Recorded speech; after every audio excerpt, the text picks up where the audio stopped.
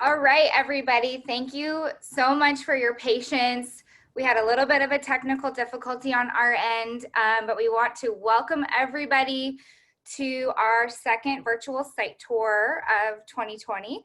I am Gretchen Fuog, and I am the chair of the NextGen group of BIA, and we're really excited for today. We are just going to jump right into our introductions today and get started. So I'm going to start with Tim Huen, who is our NextGen co-chair. He is the land acquisitions manager for Meritage Homes. Welcome, Tim. You can just wave. We have Drew Watkins, architect and urban planner for SWA Group. Thanks so much for being with us, Drew, today. Aaron Taylor, principal over at GMU. Thanks for being here, Aaron.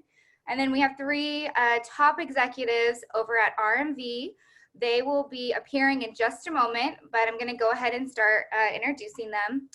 Paul Johnson, the Executive Vice President of Community Development, is here, and he'll be starting off our presentation in just a moment. Chris Maher, Senior Vice President of Design, is with us today. And rounding out the team, we have Jack Morales, who is the Senior Vice President of Construction. And behind me, Jack shared on LinkedIn today, is one of the newest images of what's going on down at Rancho Mission Viejo in Planning Area 3, the newest village of Reinda. So Rancho Mission Viejo team, we hope they're going to turn on their camera any moment and get started. Okay. And here they are. Hi, all Paul. Right, here we are. Okay, so we'll get rolling. So welcome everyone. We've got a lot to cover in a short time. Buckle your seatbelts. We're going to go very quickly. I'm going to start with kind of a macro, and we're going to dive down deeper as we move through the presentation. Okay, great. Paul, really quick, I just want to let the audience know, I'm sorry. If you have any questions throughout, we have the Q&A box. We're going to hold questions until the end, and we will go through them after all of our presenters today have gone. So thanks so much, Paul, and take it away. Okay. So I'm going to take you through the history of the ranch and development.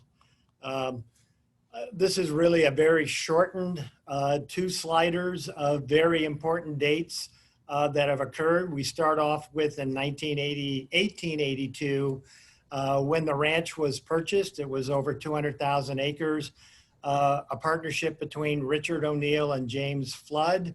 And in parentheses, they got 200,000 acres for $250,000.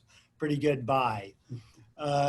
If you move down that line pretty quick, some important things that have happened along the way. In 1907, the Floods conveyed a 1/2 undivided interest over to the O'Neills.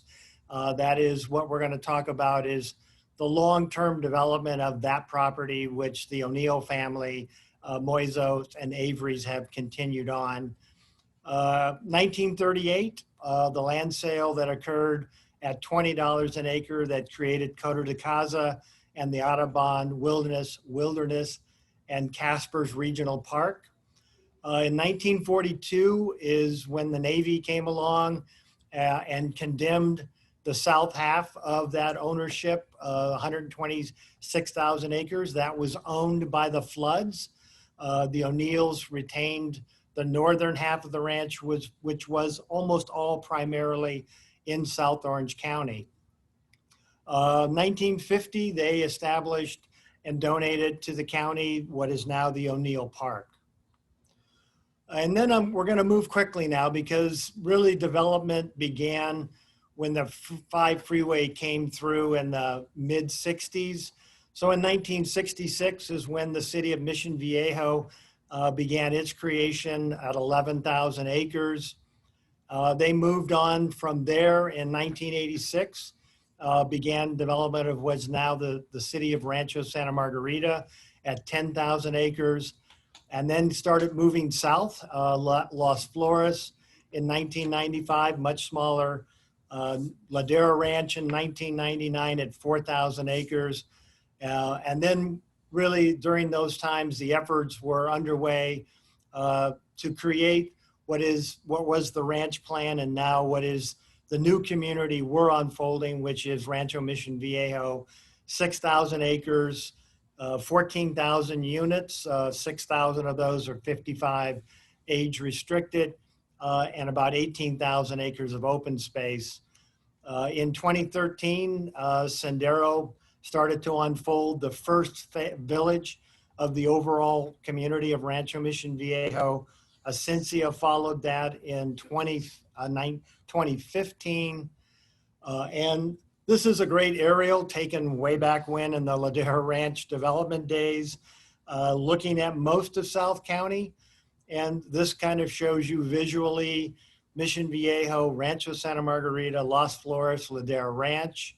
And then down on the right-hand side, Sendero Ascensia before they were actually even underway, and PA3, which is now underway in development. We're going to cover that today.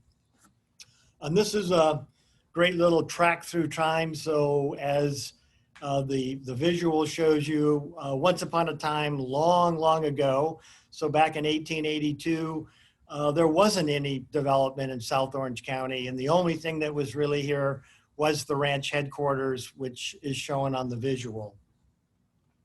So in 66 came what is now the city of Mission Viejo. Then they added Rancho Santa Margarita. They moved on and did Las Flores, moving south to Ladera Ranch. And now from there, we began the trek into the community of Rancho Mission Viejo, opening up the first village, which was Sendero, moving on to Ascensia, which as we sit here today, there's only 36 homes left. So if any of you on the webinar want to buy, now is your time. Because what we're talking about today is planning area 3, which we're going to go through and show you how that's beginning to unfold. Not slated to open until summertime of 2022. And with that, we're going to bring in the other team members. So PA3 is underway, and we're going to show you what community development, the good and the bad and the ugly, and how it actually all comes about. This is a little context. So again, this is going by fast, but it shows all of those areas back up into even Mission Viejo. But in the ranch plan, which is in the yellow dotted line, Sendero, Ascensia, planning area 3, the largest of the planning areas we have. Planning area 4 and 5 will come much later in the game as we get to full development, probably in the year 2040, kind of slated somewhere out in there, depending on what the economy does. And with that, we're going to do a little aerial flyover of starting on the west-hand side in Sendero and moving to the east.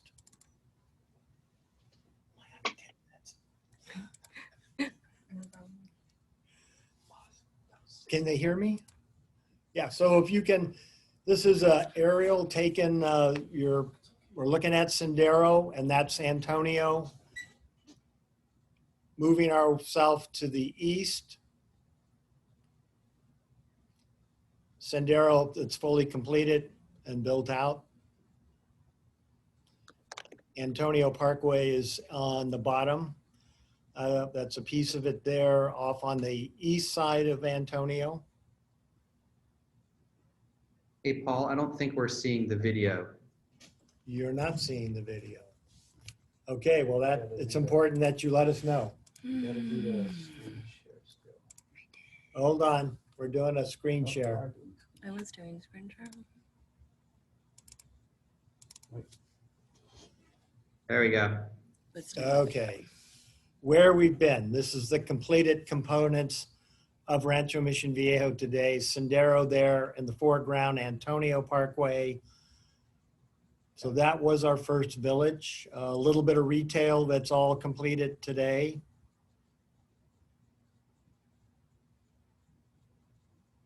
And pretty soon we're going to turn to the east, move over towards Ascensia.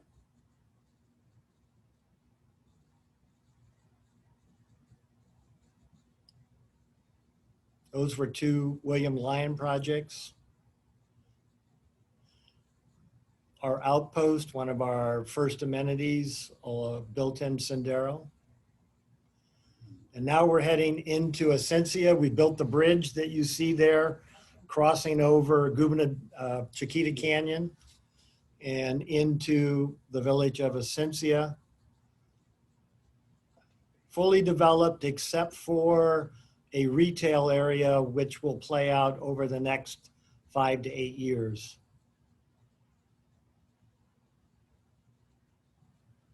We preserved Oak Canyon, so that's one of the natural canyons we let bleed into the community. Again, we're down to very few houses. That's the hilltop, our signature amenity. Chris, it's 6 acres? Yeah, 6 acres. 6 acres at the top of the hill. The Outlook, which is a 55+ exclusive amenity. One of our second farms, this is the Ascensia farm. We've now got 3 of those operating, and that's the Canyon House. That's a full gymnasium, the pavilion built in conjunction with the schools. That was just completed about 2 years ago, operational now. And Los Patrones Parkway, if you haven't been on it, it's a great connection from the end of the 241 at Oso straight down to Cow Camp Road. That's before it was done, now it's operational. Jack's going to take you through where we're going. That's the bridge that's now almost done, leading into Planning Area 3, crossing Gubernadora Canyon. And that's really looking at PA3 before we start developing it. We're going to show you contextually how that landform will change, but it's in the midst now of beginning its transformation. Success. Okay, we're That switching. was exactly 10 minutes. Drew and Oh, Drew. Yeah, Drew and Aaron. Which is the button? Jackie do something. No, which is the button? Yeah, that one, forward. Okay, switching over.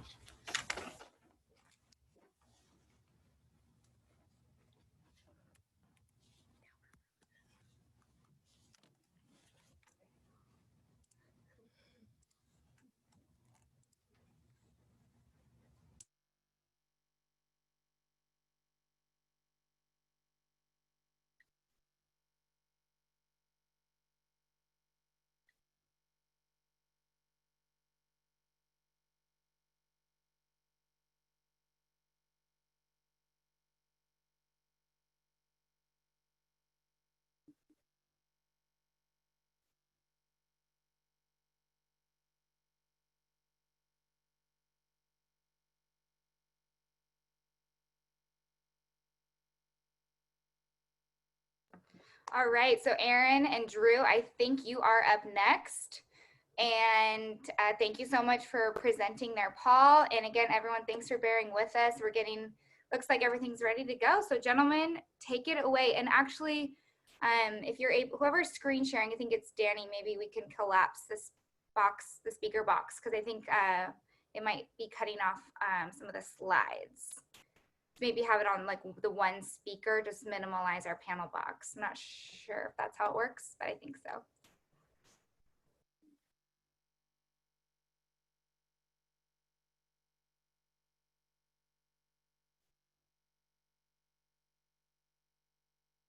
Yeah, Dan, if you want to switch to the next slide, I'll go ahead and get rolling on the next slide while you're trying to maximize that one.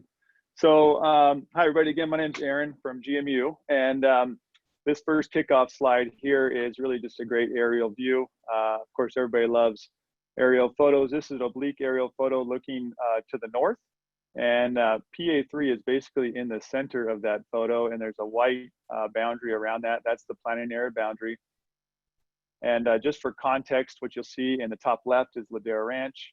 At the very top of the photo is Coto de Caza. To the left is Ascensia. That's planning area 2 of Rancho Michio that Paul was just showing. And then as you go east from there, you cross over Gubernadora Canyon, and then you're into planning area 3 in the middle there. Out far to the east is Casper's Park beyond Rancho Mission Viejo boundary. And to the south, basically right where the cursor is San Juan Creek and then Ortega Highway. Now with that context, we kind of jump into the land planning effort, and that always starts with identifying, actually back to that same slide. You can go back one, perfect, right there. Yeah, we always start the land planning effort with identifying opportunities and constraints of all types. And so I'll be addressing the geology and geotechnical opportunities and constraints in just a moment. But of course, we've heard opportunities and constraints all over the place, all right, for every project. But on a project this big, it's that much more critical, right, to identify all the factors that are going to influence the land plan. And so obviously the goals here are to work within the planning area boundary, and we've got to maximize the developable acreage, we've got to reduce costs, and we've got to optimize that land plan.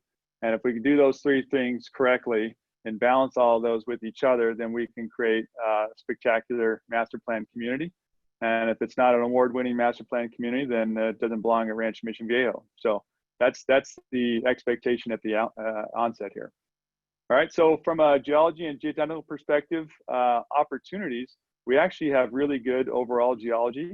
The underlying conditions are good sandstone bedrock with good slope stability. Very few landslides within this site, so that's good. That sandstone bedrock actually has low to medium expansion potential. That makes it good for foundations and structures and roads and all sorts of improvements like that. Which kind of leaves us with one of our last things. If the ridges and the underlying bedrock is good, then really it's the canyons that become one of the real challenging areas for grading and land development here. So in terms of constraints, these canyons are basically filled with soft and young alluvial soils that are typically saturated. So this occurs mostly along that west side. So in this image, the left side of Planning Area 3, you can see these canyons that drain down into Gubernadora Canyon. And these canyons are filled with that alluvium that it's prone to liquefaction, lateral spreading, and slope stability problems. So it requires deeper remedial grading. That's definitely one of the big constraints at the outset. Along the southern edge of that photo, you see that there's an old nursery in there. There's also some orchards. And in those areas, we have some rocky soils that require some special handling. That affects grading costs and acreage. There's also some undocumented fills associated with that old nursery. And in addition to that, one of the big things that you saw from the drone photo earlier is we've got some pretty significant topography out here, rolling green hills. So while it's really pretty terrain, it's beautiful, it's also a lot of topography to handle in the land planning. So next slide, please. Next slide is going to show us the topography. This is a digital elevation model, or a DEM, of Planning Area 3. You see the black dashed line around the perimeter showing us our limits.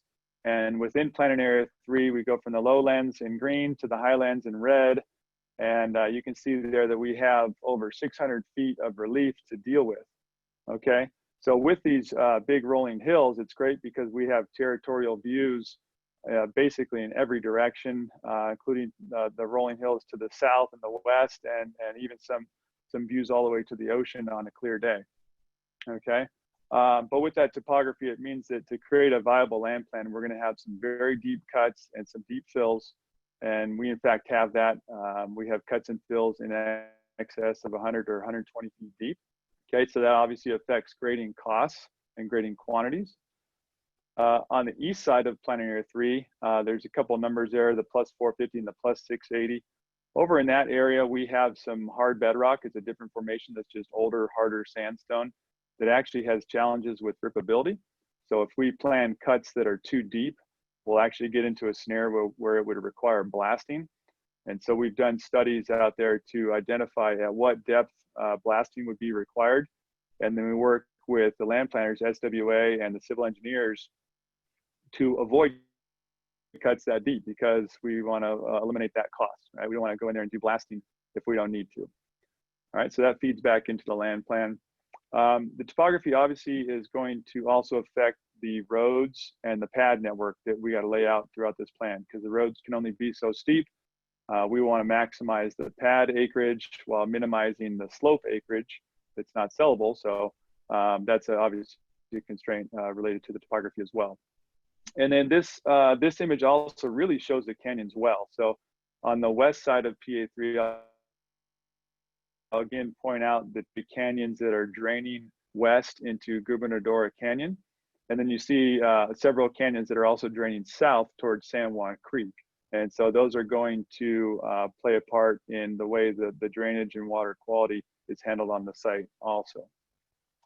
And part of that is because we have to match the flows heading west into Dora, and then also match the flows heading south into San Juan Creek. So those become major factors there. Next slide, we'll jump into some of the underlying geology in a little more detail. So this is a very high level planning map that was created back in 2000, year 2000, Y2K, right, 20 years ago. We've been working on the planning for the ranch plan for that long. And so this is basically an overall, again, high level map. And basically as we move into each sub area, we get more detailed, more refined, do more investigation, and just continue to march up in the level of detail. So as far as the geology goes on this figure, the main thing to note is the green, right? So first off, the green is the primary underlying bedrock. That's that sandstone bedrock of the Santiago Formation I mentioned. And then also on the eastern third, there's sort of some orange and mustard colored formations in there. That's the older, harder sandstone that has some rippability constraints tied to that. Again, on the west side, you see the fingers of gray kind of marching up into the planning area. Those are those tributary canyons that I mentioned that have alluvium in them. And that's that saturated soft soil that's subject to liquefaction and slope stability constraints. And so that's where we have our deeper remedial grading along the edge of the planning area boundary. And again, that's important because it affects grading quantities, grading costs, but it also affects setbacks from the planning area boundary. And setbacks from the boundary obviously translate back into developable acreage and sellable acreage. So that's definitely a point of focus for us. Along the southern end of PA3 there, you see there's a lot of yellow stippled pattern and some pink in there. These are ancient terrace deposits that from San Juan Creek. They're basically abandoned ancient flood up there. And with that comes some oversized rock that influences grading costs and handling. And then one last thing to point out in terms of colors on here is you'll see some red areas, some small red polygons on there. Those are landslides. And the nice thing is there's not that many of them, okay? PA3, like I said, is pretty stable ground in terms of the bedrock formation, so there are very few landslides. So that's one of the opportunities and favorable points of PA3. So each of these formations is treated differently in terms of the site design, how it affects remedial grading, how it affects setback from the edges, and ultimately how it impacts cost and developable acreage. Okay, so clearly the geology and the geotechnical conditions have a significant influence on the development costs and that acreage. So that's why we jump in very early in the process and start feeding information back to the team. Next slide, I'll dive a little deeper into the canyons in PA3, because again, these are a major factor in the land plan. These canyons are both an opportunity and a constraint, right? They're an opportunity because they're potential points of preservation and also connections. And I should remind everybody that around the perimeter of PA3 is all open space that's already been preserved as part of the ranch plan.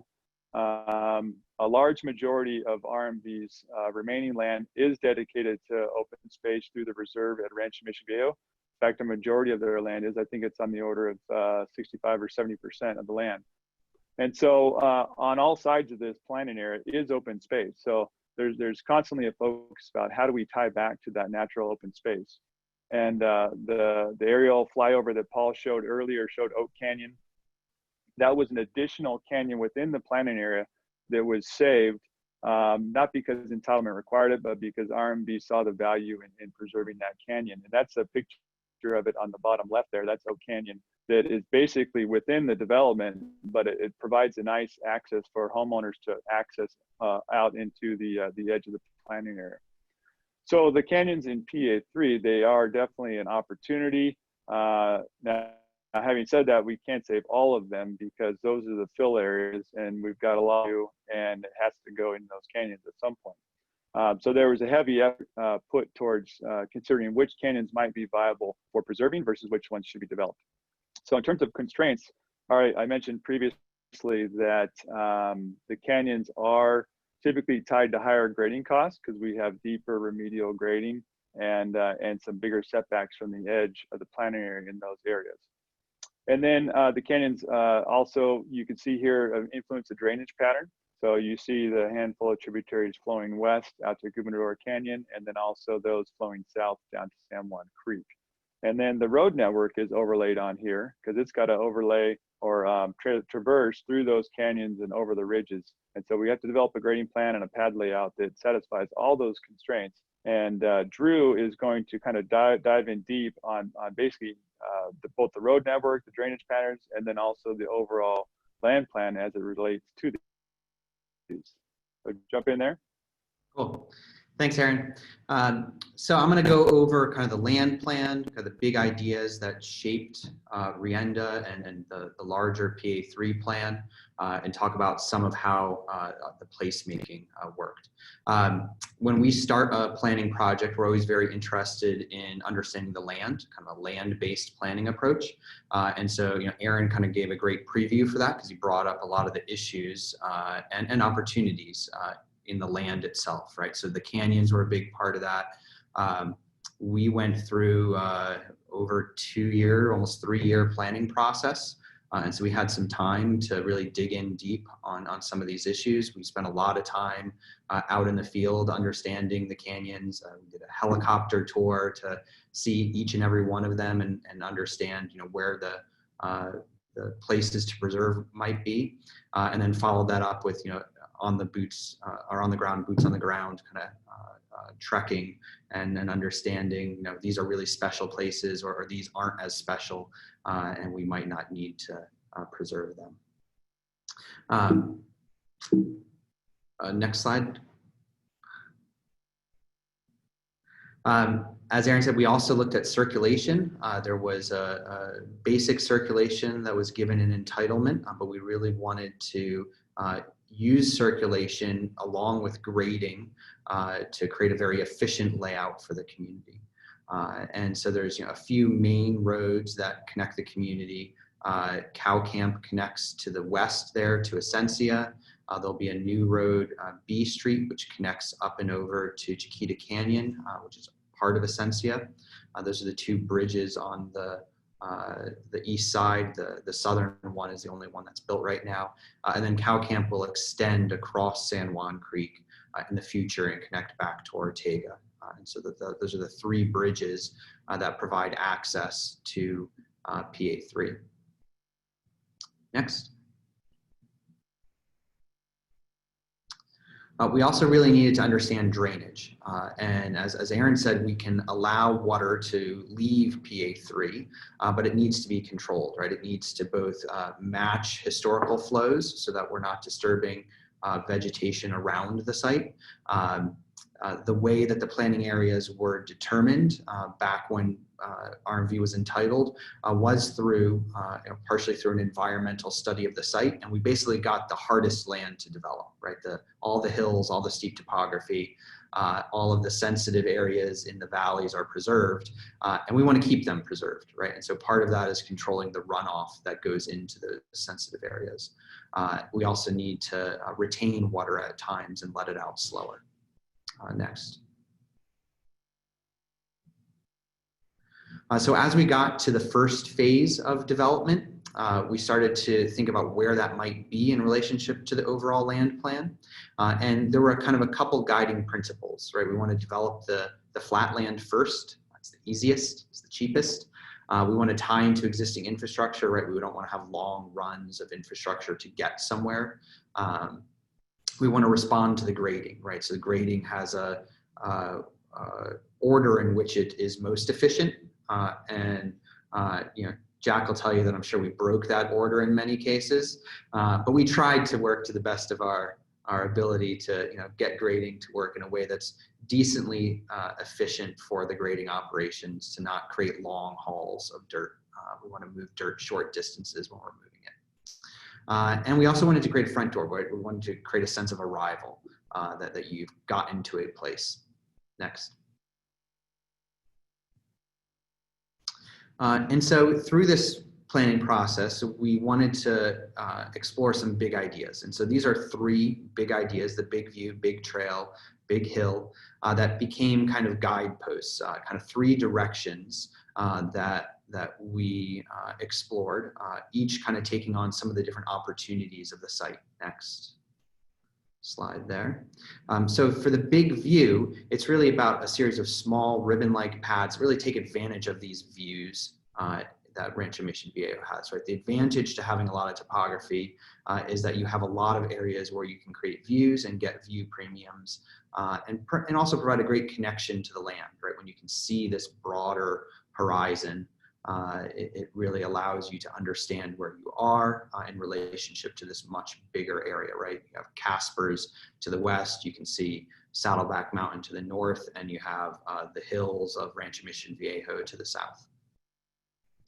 The big trail really plays upon the idea of the canyons. In this option, we worked on preserving as many canyons as we could and providing trail connections both through the canyons, but also orienting the grading in such a way that the pads kind of wove up the hillside and created a path through the development as well, all the way from the base to the top of the development area. And then the last one, the big hill, the idea there was to create some really big slopes, thus giving us some really big flat areas, but then to lay those slopes back so that they're more park-like, right? They're not the 2-to-1 slopes that are impossible to traverse. These are 4-to-1, 5-to-1, sloping to 8-to-1 slopes that can actually start to have park programming in them. And all of this is responding to topography, right? That 600-foot grade difference, there's about a 5% slope across the site. And to build, you need about a 1 or 2% slope max. And so to get flatter land, you have to create steeper land. Next. So some of the big amenities in the big view, we had an opportunity to have a lake. There is some water availability on the ranch, and so we wanted to use that as an opportunity to have some water, some groundwater that's fed, and that can be used for irrigation. There's obviously amazing canyons, and we are doing quite a bit of grading, so we can actually use that grading to our advantage and create these big parks that knit the community together. So we explored each of these in their own direction. Next.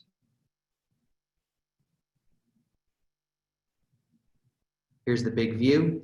You can see that lake at the southwest corner, a few of the canyons preserved, but really focusing on these small ribbon pads that create lots of views for the community. Next. And so we kind of built an idea or a character around each concept, right? So maybe a more formal landscape character, lower density housing products that might respond to those thinner pads, and kind of an outward living, to this expansive view on lots of private lots. Next. There's an aerial of that. Next. And then the big trail. So the big trail, this preserves the most amount of canyons. It has this kind of winding pad network that allows you to get all the way, kind of traverse through the community up the slope, easier to walk. Next. And it really uses the canyons as the central amenity, a kind of a rustic character, maybe low to medium density because you are getting some larger agglomerations of pads, and a very kind of canyon focused views, not as many expansive views. Next. And so you can see those trails in different colors that are winding their way up through the community. Next. And then the big hill. So these are these large, flatter pads, huge hills in between that become these big parks as amenities for each of the different development areas. Next. maybe more native character, big meadows. Here you can really get some higher density housing because of these really large pads. And because of these pads, there's also going to be more kind of neighborhood crafting, more placemaking within the pad, as well as some of those views along that outer edge. Next. And a view of that, Ariel. Also trying to bring in some of the orchards, some of those existing features on the site that we could reimagine in this new land plan. You can see that on the left on one of the hill slopes. Next. And so these are the three community structures. Again, you can kind of see the stair stepping of the big view, the winding pad of the big trail, and then these big paths on the big hill. And you can also see where we located the amenities. The amenities are all those purple areas. And so on the big view, they tend to be kind of within the community, but on the edges of some of these ribbon-like pads, getting those views. On the big trail, they're all oriented around the canyons. And then the big hill, they each connect to one of the hill slopes. Next. Out of those three explorations, we took the best of each and hybridized them, right? Not one of those was going to win, but we were going to learn something from each of those explorations and use that to shape the land plan and maybe shape different parts of the land plan according to kind of how the land fit best with each of those concepts. And so you can see that we are preserving parts of three canyons and we do also have some larger pads and some hill slopes. And we also have some areas that are kind of more ribbon-like pads, especially as you get higher in elevation and can really take advantage of the views. We also have a water feature in the first phase in a slightly different orientation, working a little better with grading, but it will be a great amenity in the second phase of Rienda. Next. And all of this leads to a fairly complex map. This is small, there's lots of detail there, lots of little text and numbers, but this goes over the phasing, and this is tightly tied to grading operations and to kind of the market study of how the community is going to be built and sold, right? So that they're going to be able to build phases, sell those phases out, and tie that to an efficient grading scheme. And so you can see one is down there in the lower left, and that is the first phase of Rienda, which will be coming online here in the next year or two. And each of these phases is broken into these 40 to 50 land uses that have acres and data attached to them that can get fed into the ranch's pro forma for development, both their costs and revenue streams. That's the land plan.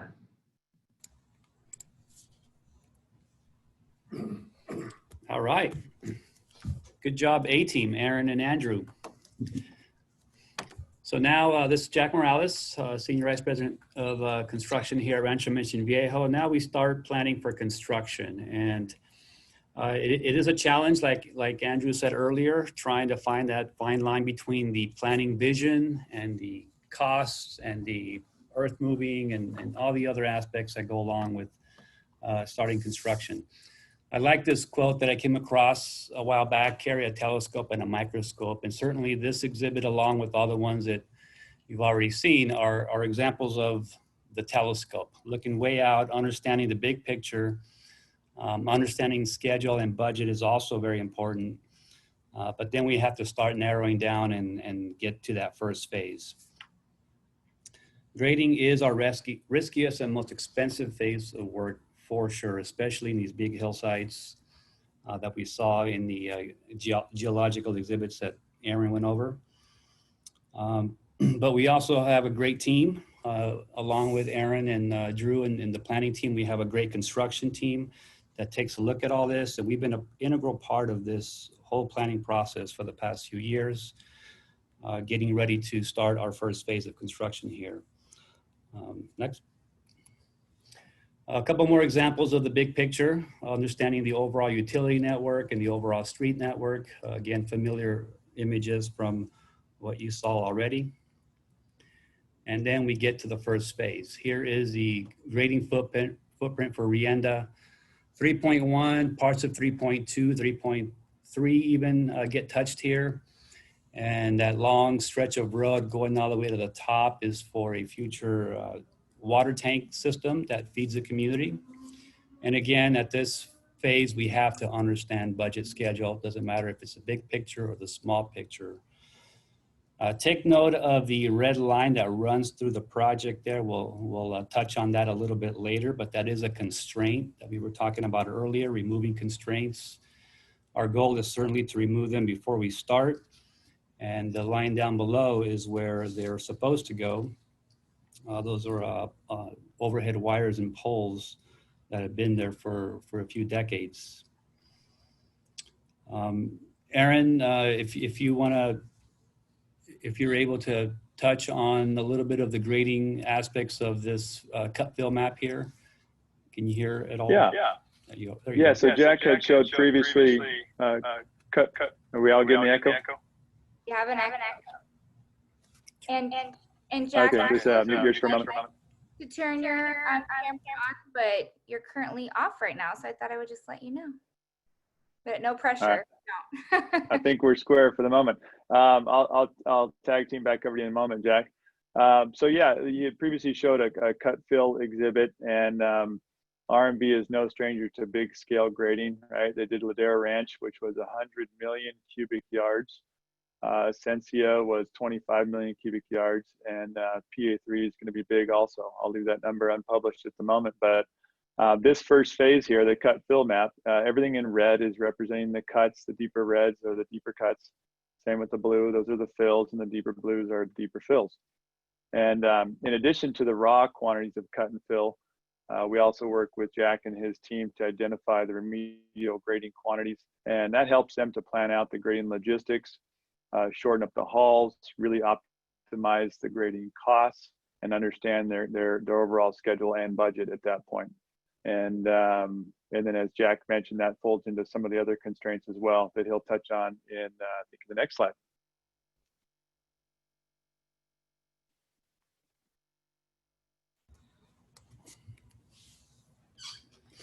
Okay, another example here of the utility and street network for the first phase of Rienda. Again, this is the microscope now. This is the smaller picture, but still need to continue to understand what our challenges are, what our risks are, and our schedule and budget. We pretty much talk about it monthly. One more. Okay, go ahead.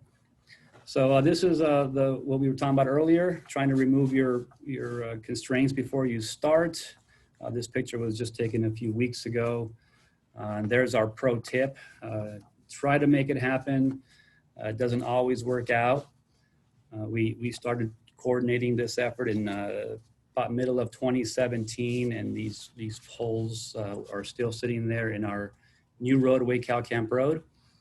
And hopefully, keeping our fingers crossed, sometime in October, they will be finally moved out of the way.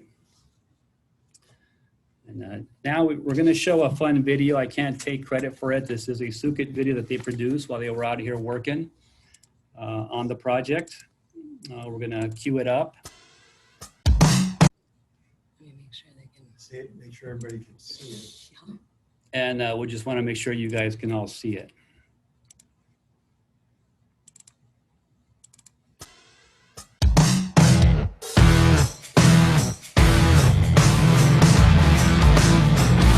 See that video right now?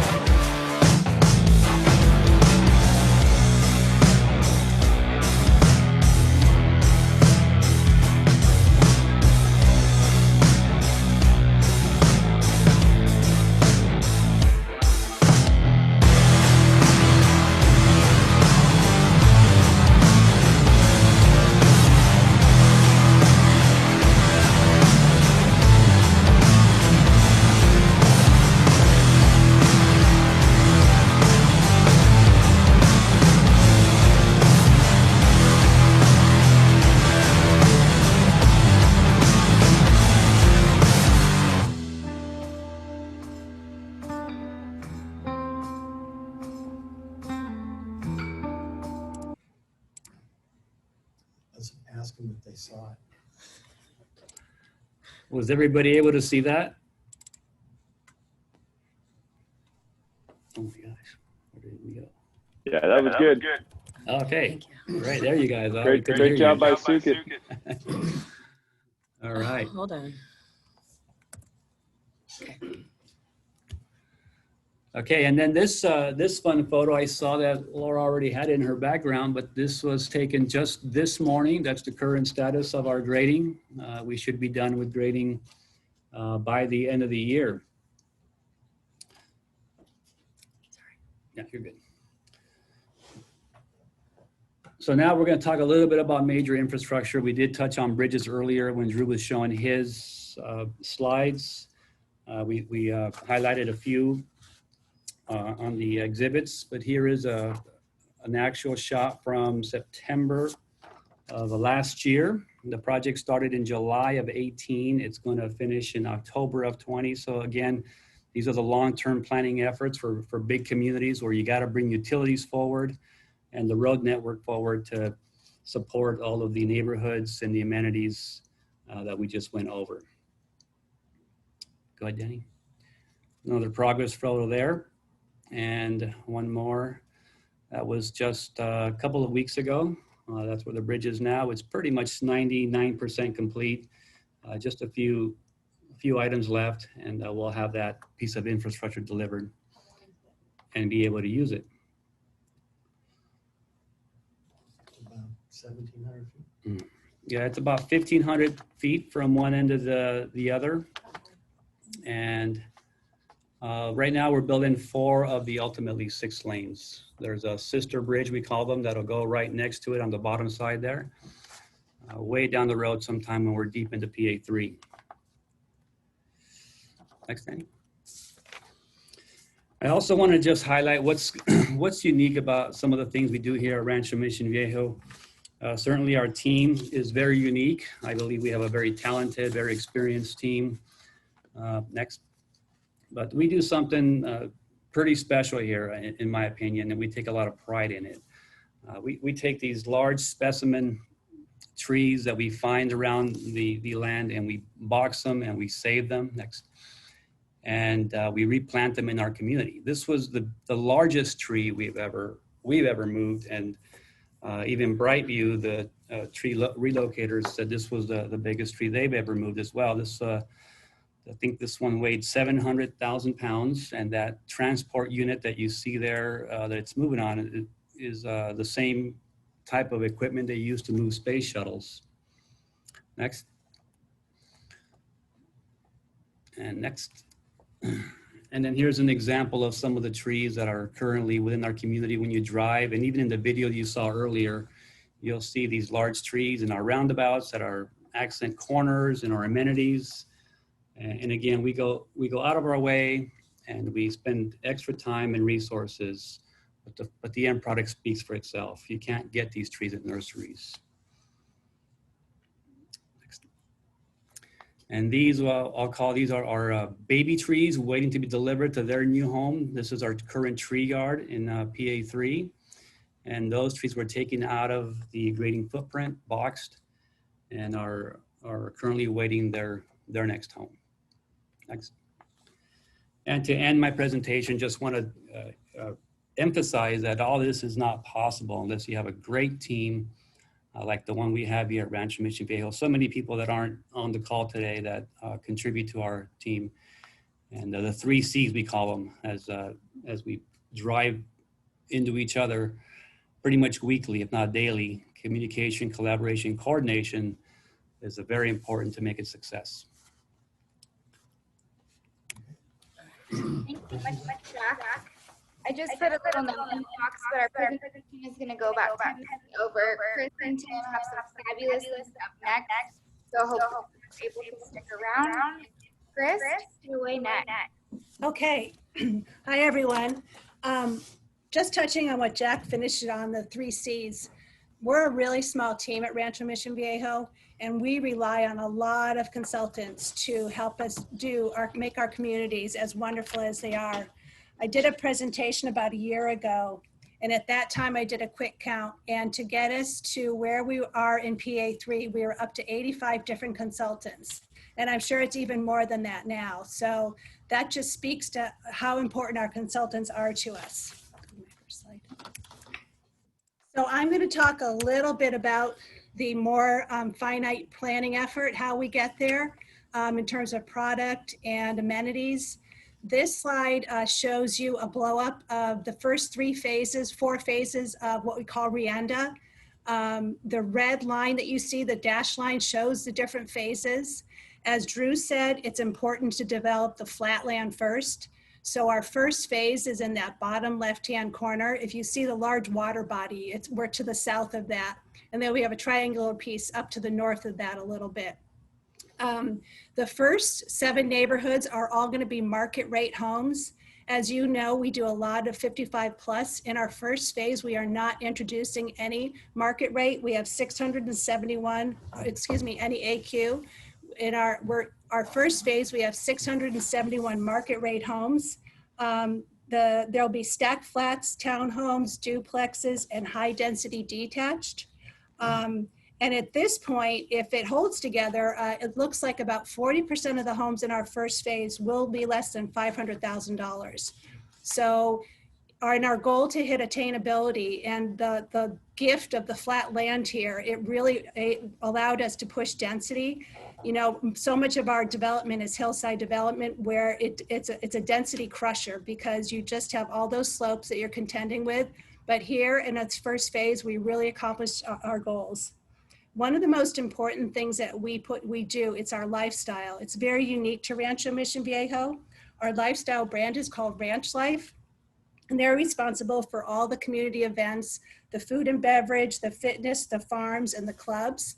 They're the ones that actually come in and activate the community and put the lifestyle stamp there that makes it so much fun to live at Rancho Mission Viejo.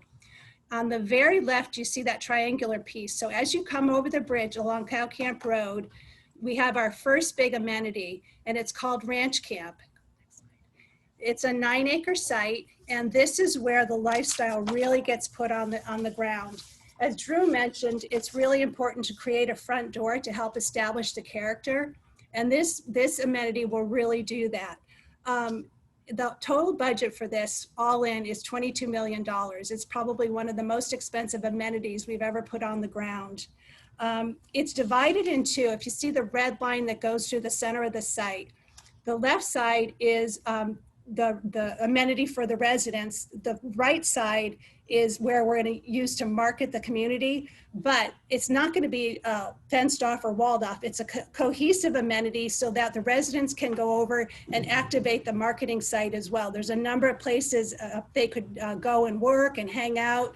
So it's going to be a really activated space. It's a way to really demonstrate the lifestyle of Rancho Mission Viejo by allowing prospects to see how the residents that live there use their amenity.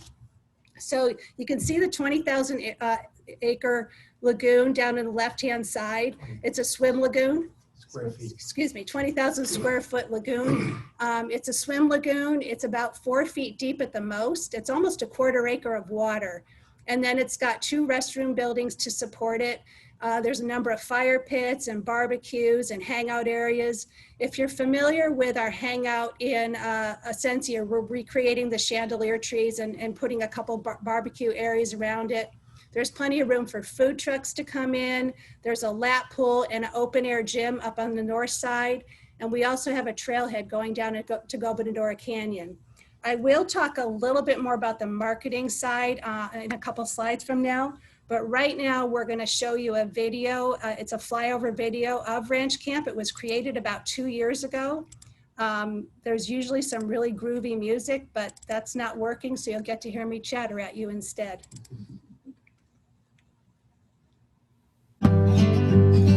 So this is as you head east over the bridge. There's the Gobernadora Canyon that we're going over right now. Should drive faster.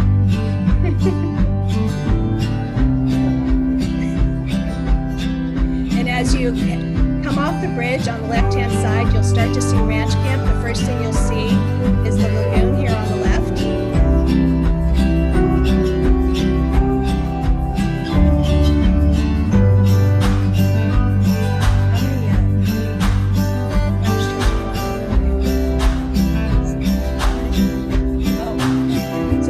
restroom buildings. And then here we have a pasture around the corner where we're going to have some animals during the day. The first street that you come to is called Ranch Canyon, so you'll turn left. Head up Ranch Canyon. On the right, you see a duplex project that Tri-Point is doing.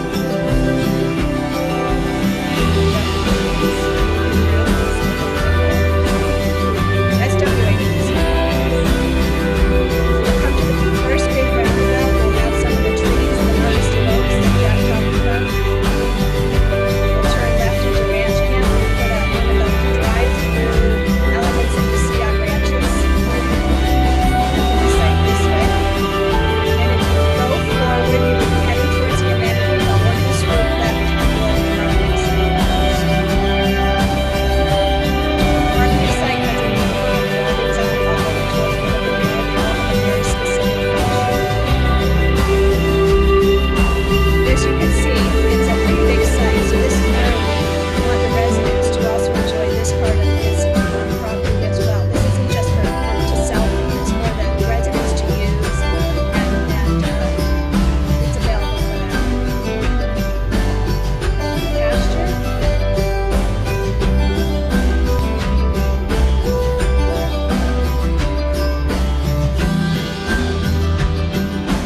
Now we're going to swoop over the lagoon.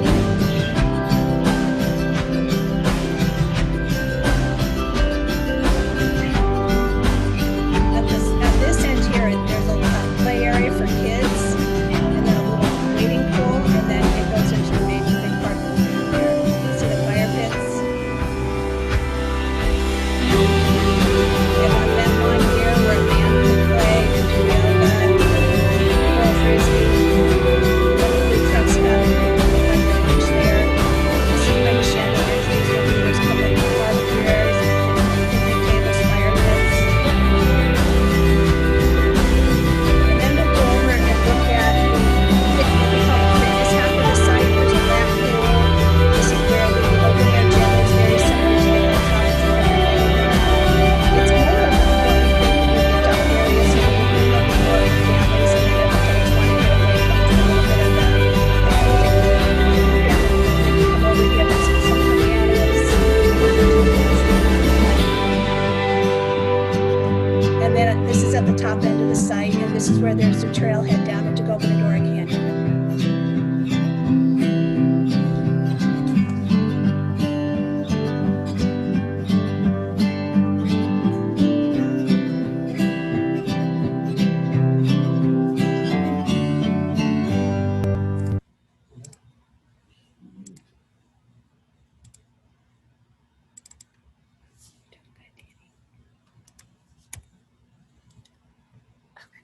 Okay, so this is the 3-acre marketing site with most of the pasture cut off on the south.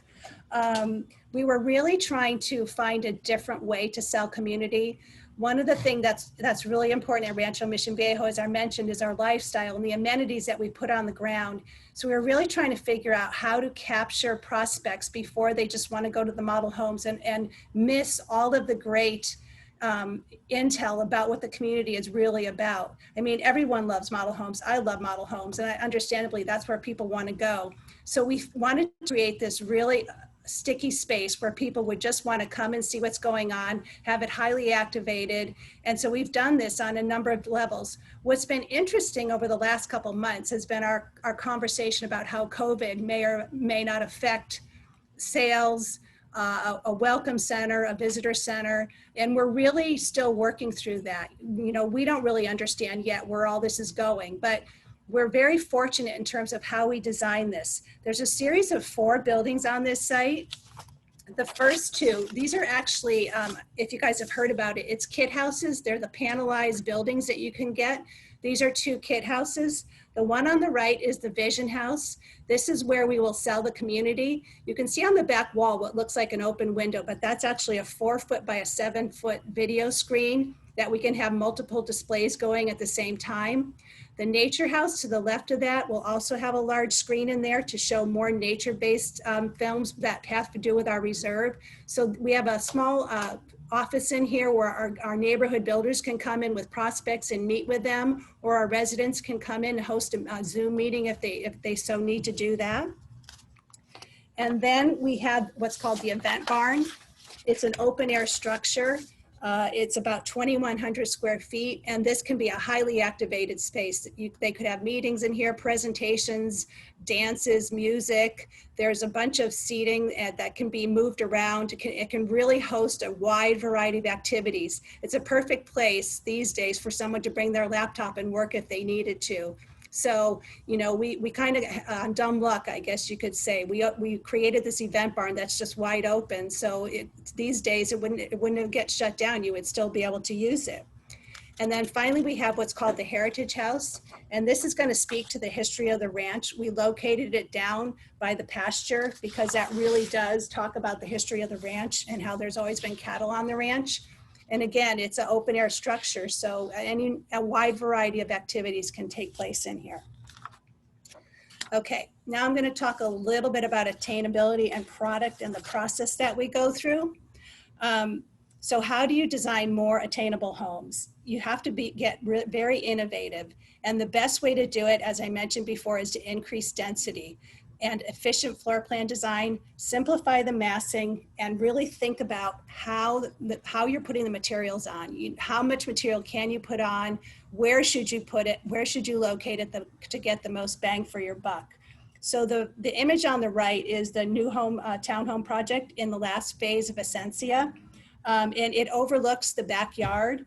So one of the things, as you increase your density, how do you balance the lifestyle component as you're increasing density? How do you get those spaces on the ground to make up for maybe the loss of private space because you've increased density? And that was really the idea that we put on the ground in the third phase with both the backyard, the half mile linear park, and then the garage and the hangout that you see here. And again, we took the same approach with planning area 3, you know, with ranch camp and how we did that. So right now in Orange County, the median new home is over $1 million. A resale is over $765,000. The average rental is almost $2,200.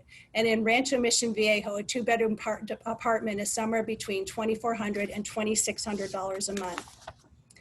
So our goal was to target millennial buyers in our first phase. We wanted to be able to turn renters into homeowners. We wanted it so that the monthly payment, your mortgage, your taxes, and your HOA dues is going to be less than your rent, and that you can apply for a FHA loan, which is only a 3.5% down payment. So how do we do that? We do that with our product design and prototyping. We spent 2 years working with 2 different architectural firms, really pushing density. We looked at all kinds of ways, not only to plot density, but how to change around the floor plans, go 2 and 3 stories. And one of the most important things that we determined is that the high density detached solutions were really, really important. And we really focused on those because once you get to a detached home, you eliminate that sub HOA due that covers the building maintenance. So we really spent a lot of time and came up with a lot of really innovative products that are high density detached.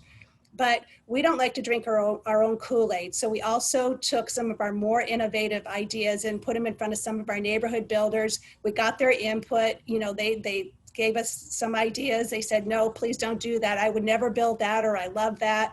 So we take all that into consideration. And then we did a lot of consumer testing as well. We actually spend a lot of time doing research and testing at Rancho Mission Viejo. At the end of the day, we created our product playbook, which is in the process of going into an electronic format. We created over 200 market rate plans and 110 55 plus plans. We have 400 total and counting. What's really important as we work through, this is showing you the first phase of planning area 3, which is Rienda. And when you get into these more creative, high density solutions, you really have to be sure that what you're going to then turn around and try to sell to a neighborhood builder works.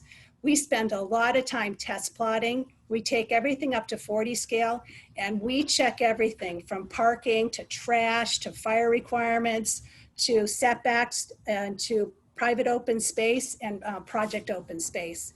It's a huge effort, and it takes a lot of time and planning, and we work very closely with our engineers. One of the most important things you should always think about is how to maximize your absorption. And so the best way to do that is to segment your product, benchmark your delivery, figure out a way to be different. What's going to propel someone to purchase your home over someone else's, and then to deliver across multiple consumers, the 55 plus, the market rate, age targeted, intergenerational. This gives you an example of what I was talking about with the segmentation on product. This shows all the market rate product that we're putting on the ground in the first phase. And so you can see how it starts down at about 700 square feet and goes up to 1,900 square feet across the bottom. Well, you may not be able to see it, it's kind of small. And then the price point is from about $375 all the way up to $676. So we've hit all parts of that market with different types of product. When you see a product overlaying another on the segment graph, it's because it's a much different product. The square footage might be the same, but it might be the difference between a townhome or a duplex or a high density detached solution. We work really closely with our neighborhood builders. They really are our partners, and we spend a lot of time meeting with them and helping them through our process and through the various agency processes. From the product side, we create design guidelines and we identify architectural styles. We also create what's called architecture forward packages. So for every offering we have, every neighborhood we have, we sit down and we design floor plans. We complete the site plan, as I mentioned, up to 40 scale. And then we also design the elevations, and we show the builder that this is the expectation. This is the level that we want you to execute on. And that way, once we get into design review with our design guidelines, it really does take away a lot of the questions and misunderstandings that can occur. So I'm going to turn it over to Tim, and he can talk about what it's like to work with Rancho Mission Viejo on some projects. Thanks, Chris. Do you mind just flipping it over to the next slide? Yep.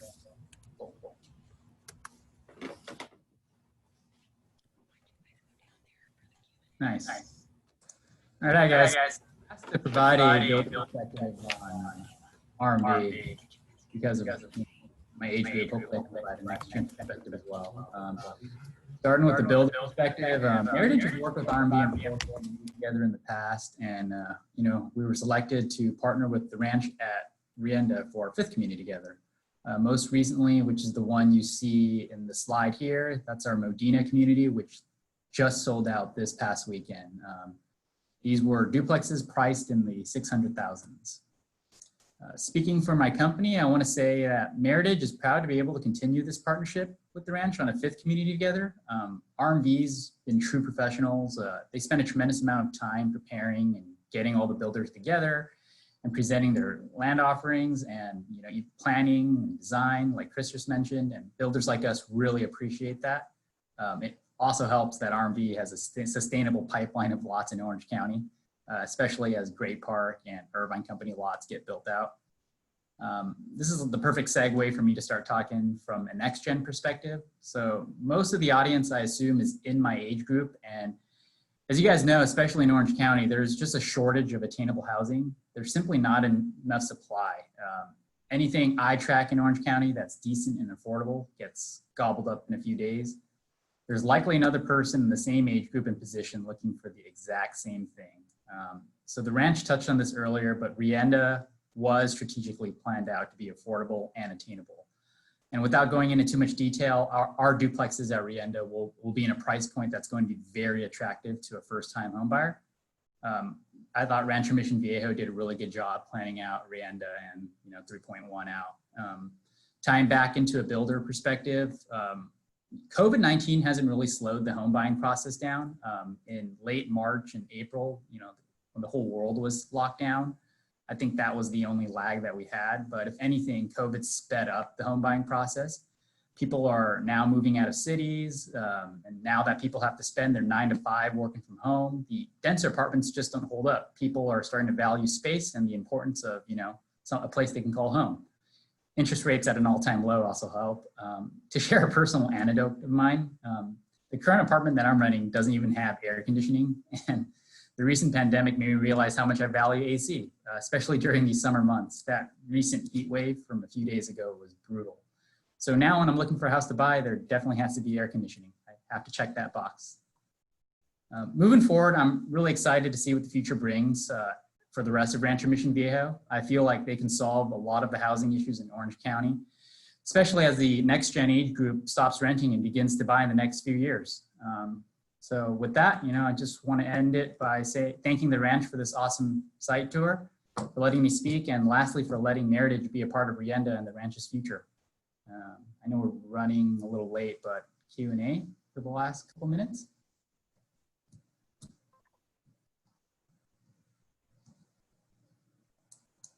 Thank you, Tim. We do have a couple of quick questions.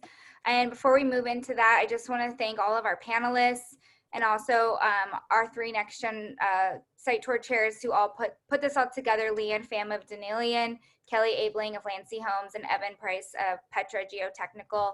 Without them pulling all of our speakers together, this wouldn't have been possible today. So thank you to them. Our first question from Michelle Whedon is, how did RMV come up with the 3 village names? Essentia, Rienda, sorry, I've been mispronouncing it all day. How did you guys come up with those names? So I'll make it brief, but really we spend time with Tony. Tony is always involved in how we name villages and major amenities, but they're all Spanish. That's really one of our, I guess, the way in which we want to do things and follow the heritage. Sendero means the path. Essentia is the essence. And then Rienda, there's 5 villages in Planning Area 3. And the first one in Rienda means the reins of a horse.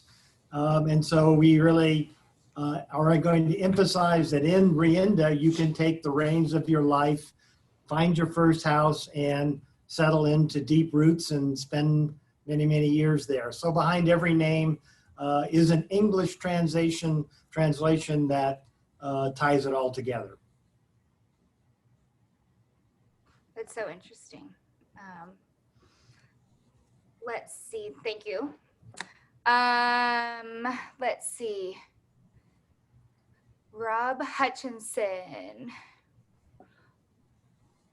I think this is more of a comment. It would be fun to learn about how, with all the big grading equipment, they know how the heck to move all that stuff around. So I think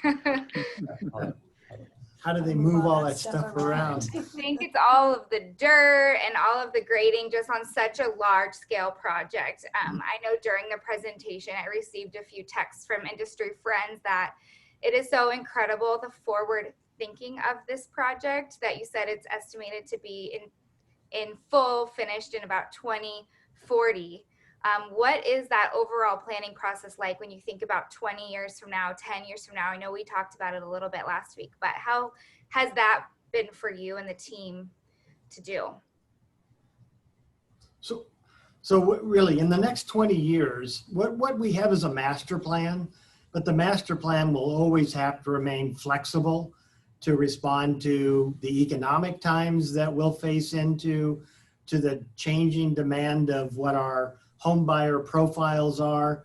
So while we have a master plan, we spend every year looking at what the next year is all about and what's the year after that. We are, in essence, never fully planned. We are always planning what is the right thing to do in the future. And there's all likelihood that as we get the next 5 and 10 and 15 years out, the master plan will morph a little. It will need to morph, staying within the constraints that Jack and the construction team, we need to adhere to, which is really the grading balance and those components.